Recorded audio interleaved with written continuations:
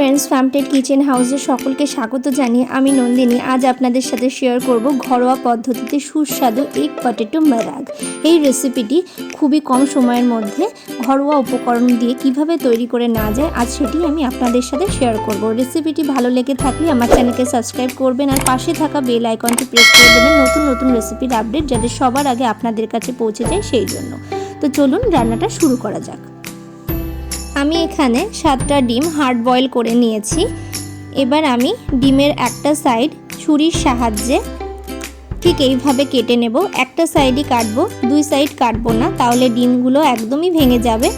এইভাবে কাটলে মশলা ডিমের মধ্যে ভালোভাবে ঢুকে যায়, সেই কারণে আমি এইভাবে কেটে নিচ্ছি।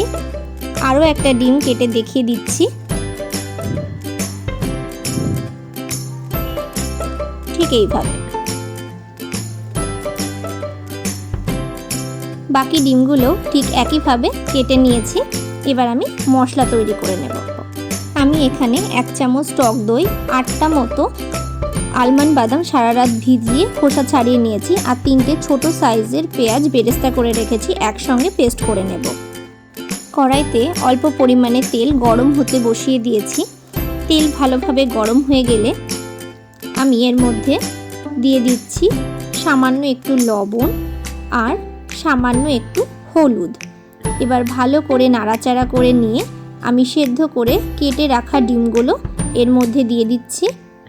এবার মিডিয়াম টু লো ফ্লেমে আমি ডিমগুলোকে একভাবে নাড়তে নাড়তে লাল লাল করে ভেজে নেব। বেশি লাল করব না, ঠিক এরকম হালকা লাল লাল করে ভেজে নিয়েছি। এবার ডিমগুলোকে তুলে নেব। দেখুন ঠিক এরকমভাবে আমি ভেজে নিয়েছি। এবার ওই ডিম ভাজা তেলের মধ্যে আমি আরও অল্প পরিমাণে তেল দিয়ে দিলাম। তেল ভালোভাবে গরম হয়ে গেলে আমি এর মধ্যে দিয়ে দিচ্ছি ফোড়নের জন্য একটা শুকনো লঙ্কা, সামান্য একটু জিরে, 2টো ছোট ছোট দারচিনি আর 2টো ছোট এলাচ ফাটিয়ে নিয়েছি, সেটা দিয়ে দিলাম। এবার ভালো করে ফোড়নটাকে হতে দেব যতক্ষণ না ফোড়নটা থেকে খুব সুন্দর গন্ধ বের হয়। এবার আমি এর মধ্যে দিয়ে দিচ্ছি 1.5টা মতো কুচি করে রাখা পেঁয়াজ। এখানে ছোট সাইজের 1.5খানা পেঁয়াজ আমি কুচি করে নিয়েছি, সেটা দিয়ে দিলাম। এবার পেঁয়াজটাকে ভালো করে ভাজা ভাজা করে নেব। পেঁয়াজ এরকম লাল লাল করে ভাজা হয়ে গেলে আমি এর মধ্যে দিয়ে দিচ্ছি 1.5 চামচ আদা রসুনের পেস্ট। এবার ভালো করে নাড়াচাড়া করে নেব যতক্ষণ না আদা রসুনের গন্ধটা পুরোপুরি চলে যায়। এবার আমি এর মধ্যে দিয়ে দিচ্ছি মাঝারি সাইজের কুচি করে রাখা টমেটো। এবার টমেটোটাকেও ভালো করে নাড়াচাড়া করে নেব যতক্ষণ না টমেটোটা গলে যায়। টমেটো খুব ভালোভাবে গলে গেলে আমি এর মধ্যে দিয়ে দিচ্ছি 1.5 চামচ জিরের গুঁড়ো, দিয়ে দিচ্ছি 1 চামচ কাশ্মীরি লাল লঙ্কার গুঁড়ো, দিয়ে দিচ্ছি 1/2 চামচ গোলমরিচের গুঁড়ো, 1 চামচ লবণ, 1/2 চামচ হলুদ গুঁড়ো আর দিচ্ছি 5টা কাঁচা লঙ্কা। ঝালটা আপনারা যে যেরকম খেতে পছন্দ করেন সেই অনুসারেই দেবেন। এবার ভালো করে মশলাটাকে কষিয়ে নেব। দেখুন মশলাটা খুব সুন্দর কষানো হয়ে গেছে, মশলার থেকে তেলও ছেড়ে দিয়েছে। এখন আমি এর মধ্যে দিয়ে দেব পেঁয়াজ, বাদাম আর টক দই, যেটা একসঙ্গে পেস্ট করে রেখেছিলাম সেই পেস্টটা এর মধ্যে দিয়ে দিচ্ছি।